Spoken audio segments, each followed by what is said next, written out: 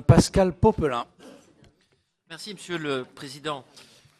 Notre collègue Alain Touré a été un excellent avocat de la cause qu'il défend, comme il nous y est habitué en toutes circonstances. Il a même parfois eu des accents d'un ancien Premier ministre à l'ONU, avant de terminer par des intonations vaticanes, ce qui est certes de saison, mais plus surprenant venant de lui.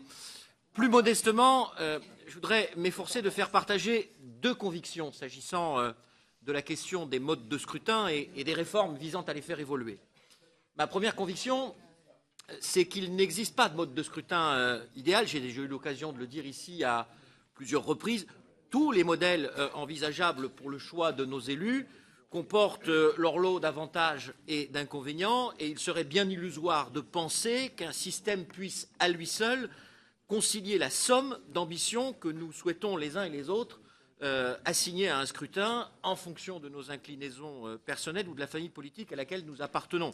Et de ce point de vue, je veux dire aussi que 5% des suffrages exprimés au plan national, ce n'est pas toujours facile à atteindre pour les uns ou les autres.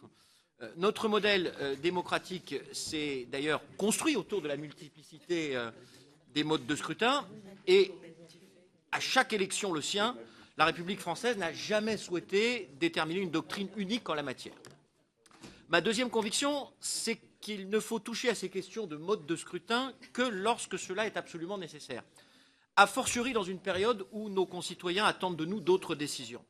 Alors, c'est la raison pour laquelle les 60 propositions de François Hollande, lors de l'élection présidentielle, ne proposaient finalement que des modifications ponctuelles, commandées par des impératifs de modernisation de la démocratie. Nous nous sommes engagés au moment de la campagne de l'élection présidentielle sur la suppression du conseiller territorial parce que nous considérions que ce nouvel élu présentait peu d'avantages au regard des inconvénients que sa mise en place susciterait. Je n'y reviens pas, nous avons largement et maintes fois débattu de cette question. Nous proposons un mode de scrutin nouveau pour les élections départementales afin de permettre de mettre en œuvre le principe constitutionnel de parité dans les dernières assemblées élues où la représentation des femmes n'avait pas progressé. Et c'est l'objet du texte que nous allons examiner tout à l'heure en deuxième lecture.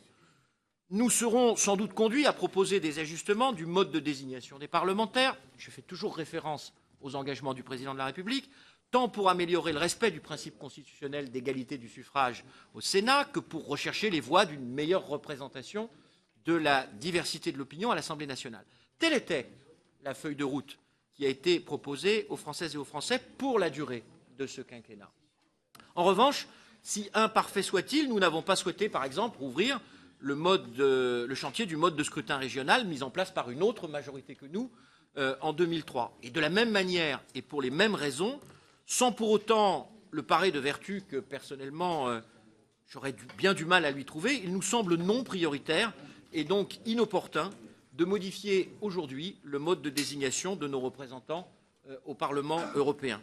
Je réitère donc à nos amis du groupe 2RDP l'invitation qui leur a été faite de ne pas maintenir l'inscription de cette proposition de loi dans l'ordre du jour des séances qui leur est réservé. Et dans l'hypothèse où cette demande ne serait pas entendue, les membres du groupe SRC seraient contraints de ne pas adopter ce texte, comme nous allons le faire en votant contre au sein de cette commission.